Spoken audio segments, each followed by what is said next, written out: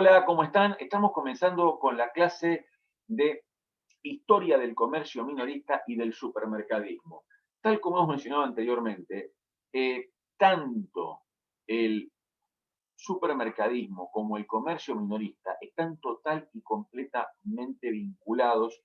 ¿Por qué? Porque el supermercadismo fue el primero en hacer escuela en todo lo que tiene que ver con técnicas de innovación, con técnicas comerciales, con técnicas de marketing. Fue el primero en impulsar fuertemente el concepto de retail marketing, ¿ok?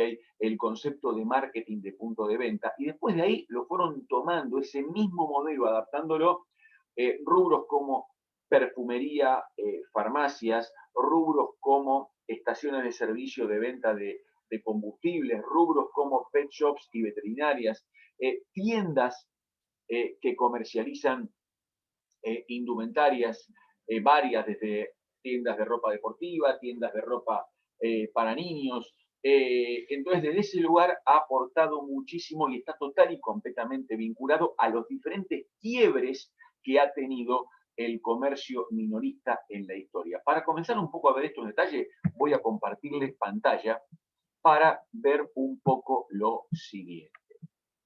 Veamos. Bien.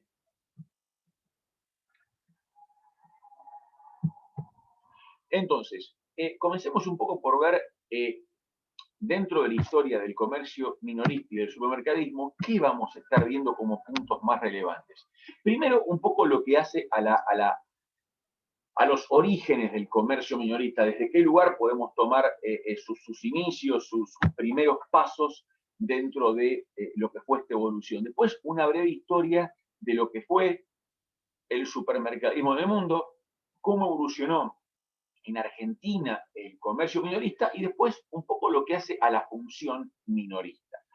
Dentro de lo que son el origen del comercio minorista, tenemos que remontarnos al trueque, ¿correcto? Donde tal vez ahí podíamos diferenciar dos grandes grupos de poblados, los que eran los agricultores que vendían sus productos básicos y después ya empezaban a aparecer otros pueblos, ciudades, que lo que hacían era fabricar algún tipo de producto terminado, como de pronto el caso de los fenicios que habían descubierto técnicas de teñido y distribuían muchísimo todo lo que era telas ya teñidas, preferentemente en un color rojo bordó, y lo hacía bastante innovador para ese momento. Sin duda en este punto de los inicios del comercio minorista y del comercio, aquellos pueblos que estaban en zonas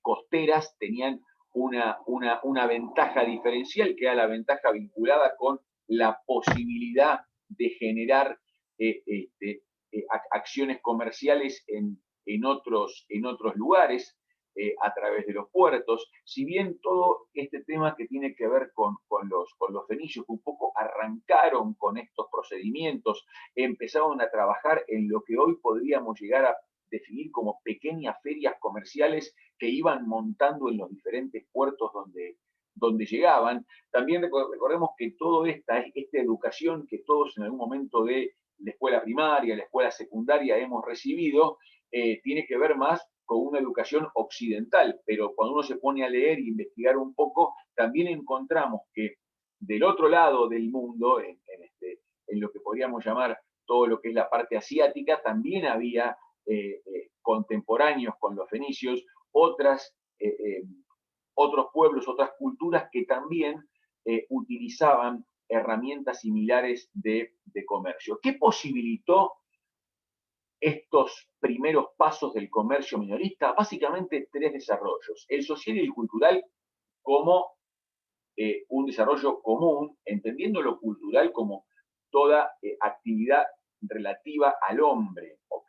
Respecto de la cultura, y de pronto lo que tiene que ver con hábitos de comida, con hábitos de cómo vestirse, con la incorporación de nuevos elementos, ¿no? Que iban comprando, primero a través del trueque y después a partir de patrones comunes, como lo fue la plata, el oro y otros bienes que en ese momento revestían un valor muy importante que básicamente ocupaba alguna suerte de valor semejante al de una moneda de cambio. Obviamente después, con la aparición de la moneda en diferentes culturas, eso fue generando un cambio muy importante que generó esto que hoy conocemos como comercio. Sin duda, este desarrollo social y cultural trajo también aparejado el gran desarrollo, que es el desarrollo económico urbano, que es que se comenzaron a generar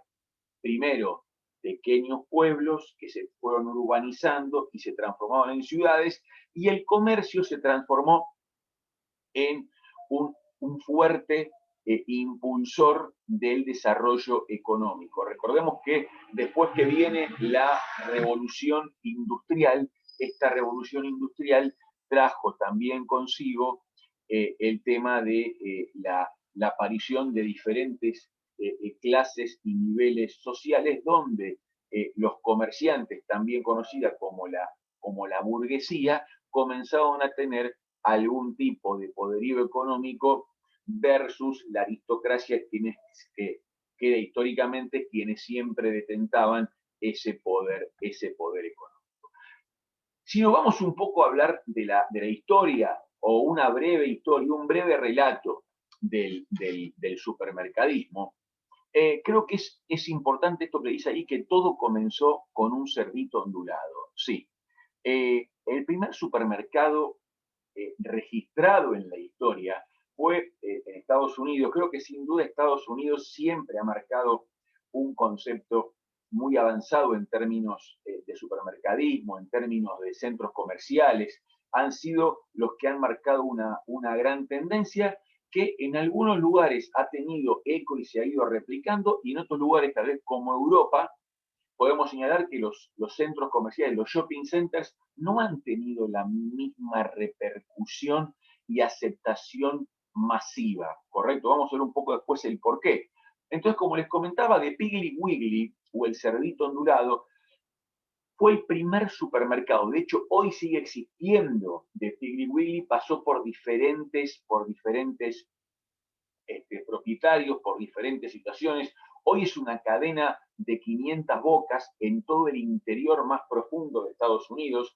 Son tiendas no muy grandes, o sea, sería el equivalente acá a un market, ni siquiera un supermercado ni un hiper. Es un market un poco menos en dimensiones mayores que un supermercado. ¿Cuándo arranca? ¿Cuándo fue la primera boca de expendio que apareció de Piggly Wiggly? Fue el 16 de septiembre de 1916. Hace más de 100 años aparece este primer supermercado, que lo funda Clarence Saunders en la ciudad de Memphis, en Tennessee. No, ustedes fíjense que después, recién, digamos, casi 15 años después, en 1930, aparece el supermercado King Cullen en Long Island, que es el supermercado que tuvo como principal, fue el primer supermercado que tuvo una superficie de más de 1.000 metros cuadrados. Ya se pensaba en 1930 en este concepto del marketing de grandes superficies. ¿Ok? Entonces, hitos, 1916 aparece el primer supermercado, 1930 ya comienzan supermercados de grandes superficies, y en 1933 nace el nombre supermercado, que con el Albert Supermarket, que fue la primera tienda que tuvo el nombre supermercado, Albert Supermarket. Pero sin dudas, creo que el gran cambio que hubo, porque ya pasábamos de un supermercado como fue de Piggly Wiggly, donde lo que incorpora, lo que genera ese quiebre fue el proceso, que vos pasaste de tener una tienda contra mostrador, es decir, yo ingreso, tengo un mostrador, y detrás del mostrador tengo el mundo de los productos, y va a haber una persona, un despachante, que me va a entregar esa mercadería, a tener un criterio de autoservicio donde yo iba recorriendo en base a un sistema que puede ser ingresar desde la izquierda o desde la derecha y tener una serie de góndolas o pasillos por recorrer y finalmente una o varias cajas donde terminaba pagando lo que yo consumía. Después pasamos a ya grandes superficies, con lo cual le iba incorporando muchos más pasillos, muchos más productos exhibidos, mucho más surtido. Pero recién en 1937, en The Humpty Dumpty, aparece una palabra que en inglés sea de cartwheel, que es el carrito de compras como hoy lo conocemos, el carrito de compras, correcto, en 1937. ¿Esto qué es lo que generó como gran hito? Ustedes se preguntarán, ¿y qué generó el carrito?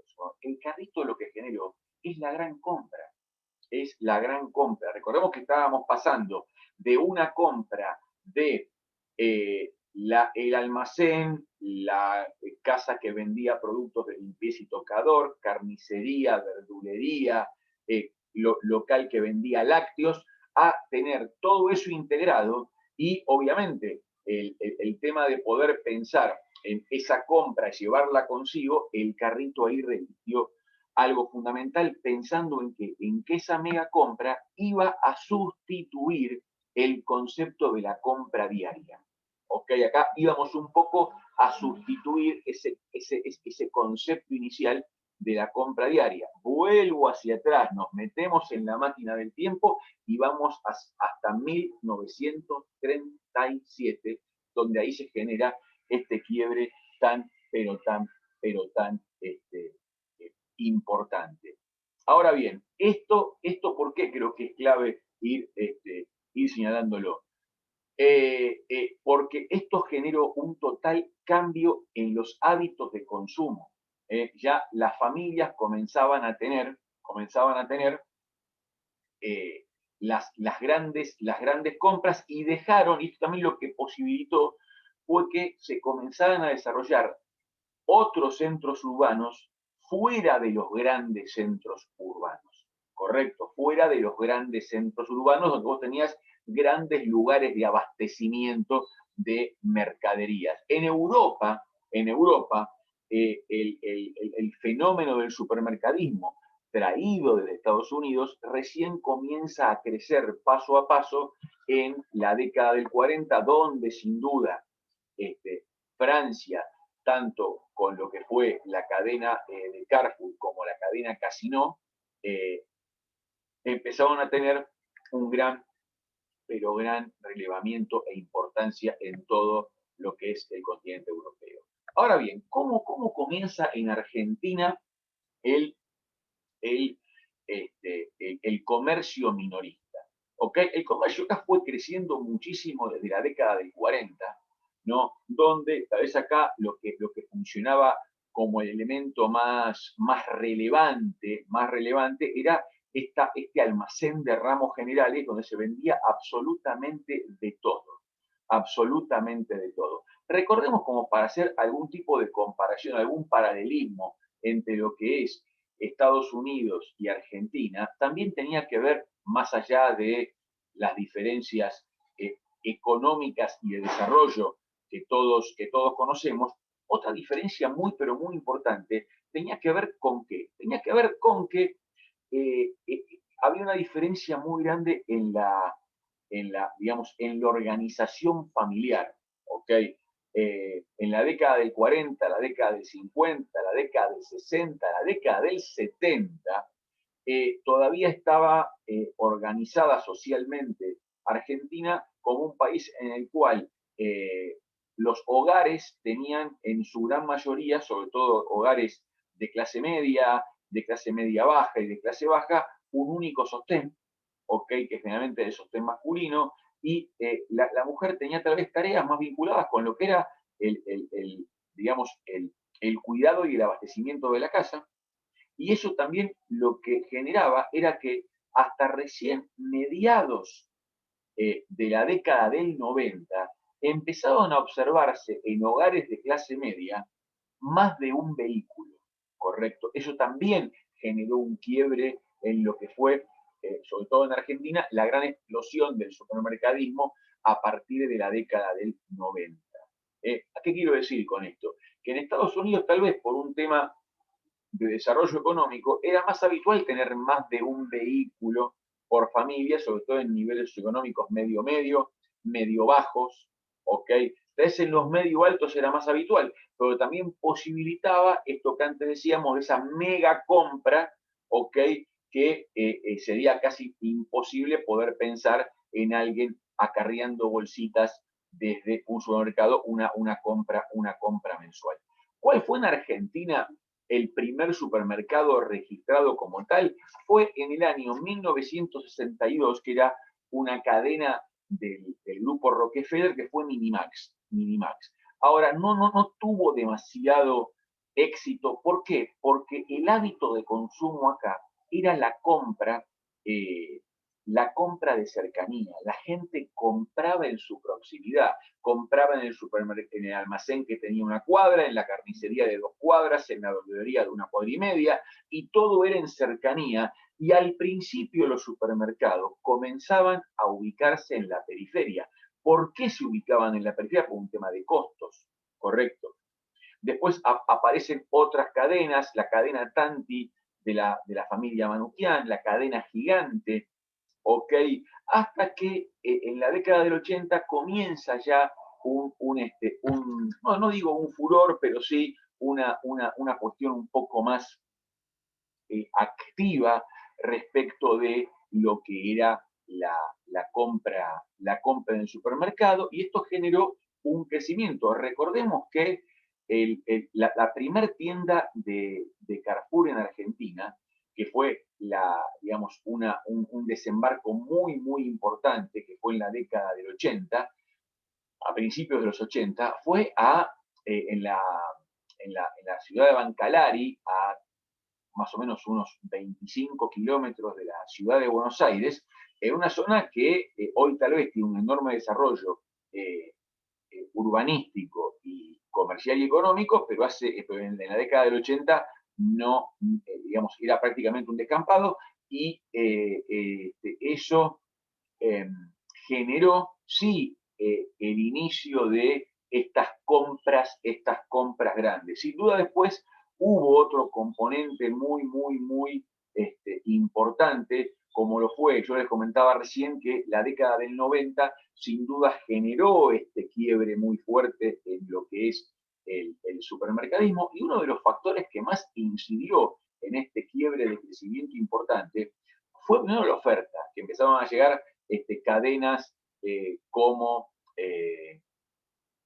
Walmart, cadenas como Jumbo, con todo el grupo Cencosud, las carnicerías integradas Coto, que arrancó siendo una carnicería de grandes superficies. Estas carnicerías empezaron a incorporar un mix de productos muy básicos y se transformaron en supermercados. La cadena Norte, que fue la primera gran cadena nacional que hubo, y siempre me gusta poner cómo fue el desarrollo en breves palabras del supermercado Norte. El Norte era un supermercado que arranca frente a la estación de trenes de Carapachay, y era un almacén que se llamaba La Estrella del Norte.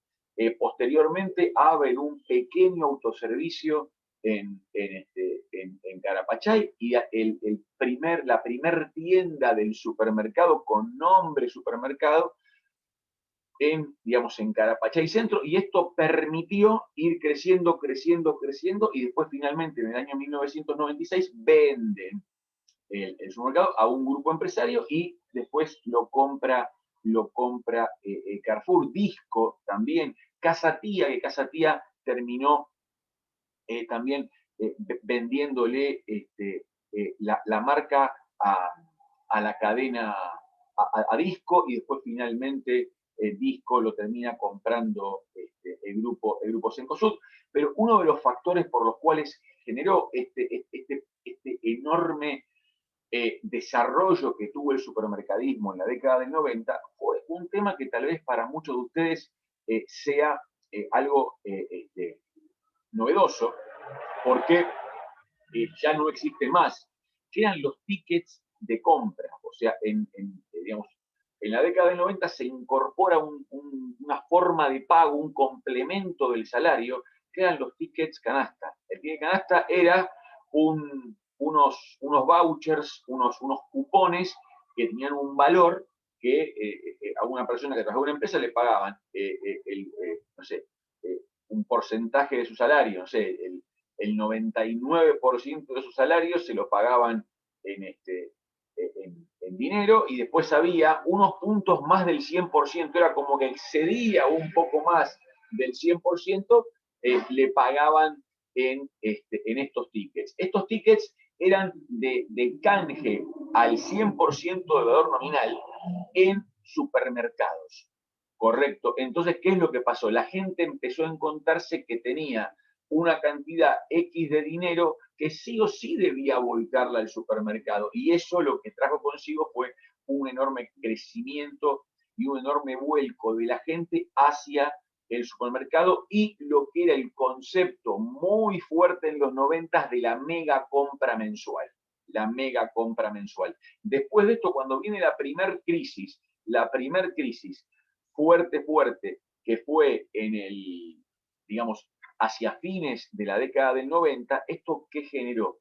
Que primero, que los tickets ya dejaron de tener validez por una cuestión legal que no viene al caso, porque es largo para explicar, pero básicamente porque los tickets no tributaban determinados temas que tenían que ver con la parte previsional de los trabajadores, y con toda esa crisis ya se comienza a caer fuertemente lo que fue la demanda de compra mensual, y ahí es donde comienzan los supermercados, nuevamente comienza a crecer muchísimo lo que fue el supermercado de dimensiones más chicas, comienzan a aparecer los supermercados de segundas marcas, ¿ok? O sea, o los supermercados de descuento. Acá nunca hubo los hard discount, que son los de súper descuento, pero sí comienzan a aparecer supermercados de descuento. De hecho, en la primera parte de la década del 2000 comienza a aparecer, ya estaba Día Discount, que no era Día, era Día Discount, estaba X,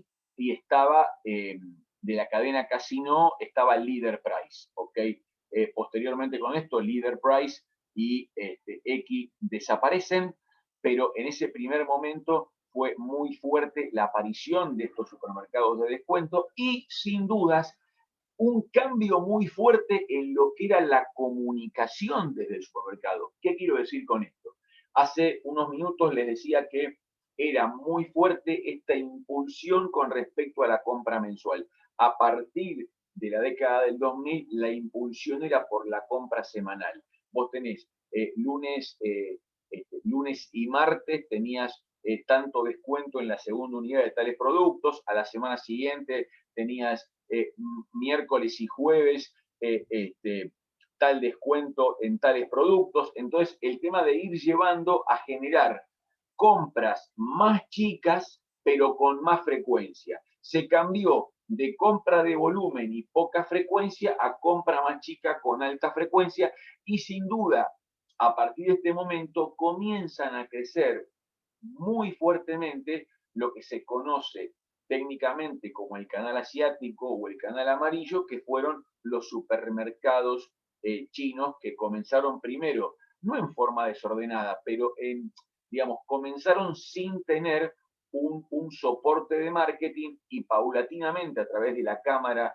que los nuclea comenzaron a incorporar nuevas herramientas de marketing, algunas que ya las comenzamos a ver en lo que son, las tiendas. Creo que un poco dentro de esta evolución hay un dato que es importante, que es cómo fue creciendo el supermercadismo virtual. De hecho, el primer supermercado virtual que, que nace en Argentina, que se crea en Argentina, se llama Le Shop. Le Shop se cierra en el año 2013 y nace a fines de los 90. ¿Qué pasó? Para mí Le Shop es una alternativa demasiado innovadora para el momento en el cual apareció, demasiado innovadora.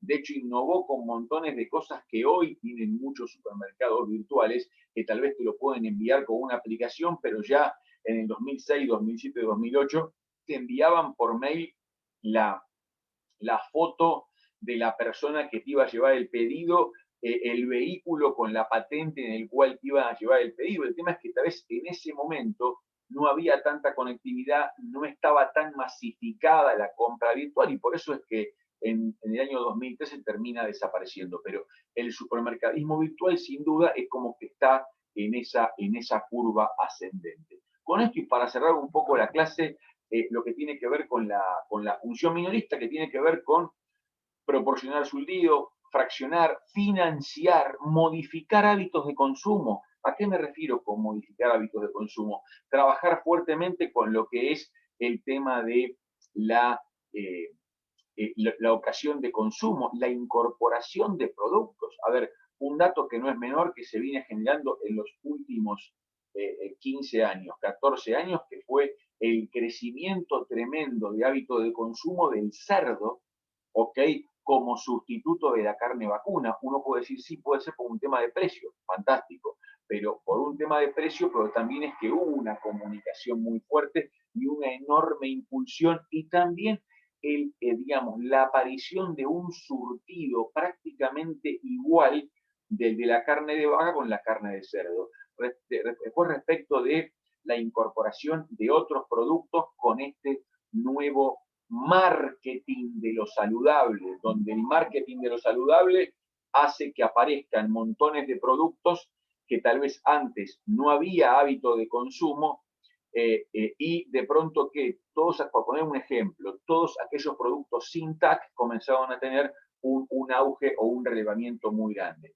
El tema de la función minorista, digamos, de financiar tiene que ver con que generalmente el minorista compra la mercadería y después la revende. En este compro y revendo está financiando porque tal vez él dice, bueno, digamos, te financio con tarjeta, te financio con esto otro, te financio con financiación propia y también, digamos, está manejando ahí conceptos de stock y la gestión que tengan de su stock. Y también dentro de las funciones, digamos, que tiene el comercio minorista va a estar la introducción de nuevos productos y la presentación de servicios. Introducción de nuevos productos me refiero a la presentación de nuevas marcas y nuevos productos donde se van generando y produciendo, como antes dijimos, cambios en los hábitos de consumo.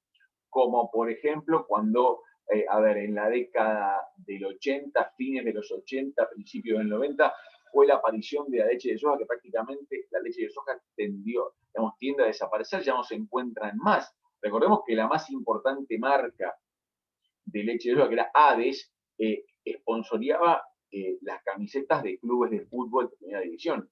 Y una marca muy poderosa. De a poco el consumo de leche de soja comenzó a desaparecer, a desaparecer, a desaparecer.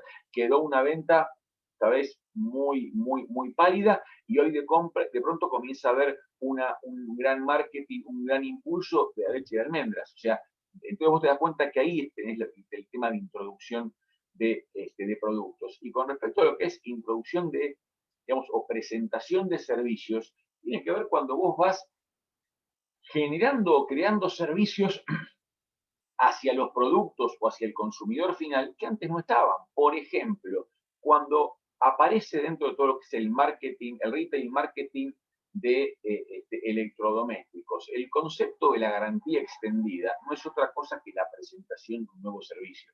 La garantía extendida es un servicio que solamente un porcentaje lo va a percibir como tal, pero ahí entra fuertemente este modelo de cómo presentarlo y de qué manera. Con esto, y haciendo una conclusión de la clase, tenemos que el comercio nace en la humanidad a partir del principio de escasez. ¿Ok? Los pueblos que habitan zonas costeras eran hábiles marinos y comenzaron con el comercio, ¿correcto? El primer supermercado marca un cambio en la forma de compra, esto es clave, marcó la forma de comprar, marcó el tema de voy y pido a voy, miro, me tiento y compro. Recuerden que el supermercado trabaja tanto con lo que es la compra obligada como con la compra deseada. Compra obligada igual a listita, leche, carne, lechuga, tomate, manzana, agua mineral, shampoo, jabón dentífrico. Eso es la compra obligada. Compra deseada, todo lo que compro que no está en esa lista, que me tentó una gaseosa, papa frita, mayonesa, una lata de atún, vino, o un par de zapatillas que viene en el supermercado, una caja de herramientas, todo eso tiene que ver con esa compra deseada. En Argentina, digamos, fue un proceso lento y paulatino vinculado con qué? Con hábitos locales. El hábito local de consumo. Vos te encontrás con otros países de América Latina donde el supermercado está y los centros comerciales, los shoppings cierran los domingos. Están cerrados los domingos. Hábito de consumo. Entonces, acá vos te encontrás que en nuestro país es uno de los principales días de mayor facturación, tanto para un supermercado como para un centro comercial. Y para esto es clave entender la función minorista. ¿Para qué es importante ver y entender lo que hace al comercio minorista? Estamos cerrando con esto la clase donde estuvimos trabajando lo que hace un poco a la historia del comercio minorista y del supermercadismo. Nos estamos encontrando en la próxima clase. Chau, gracias.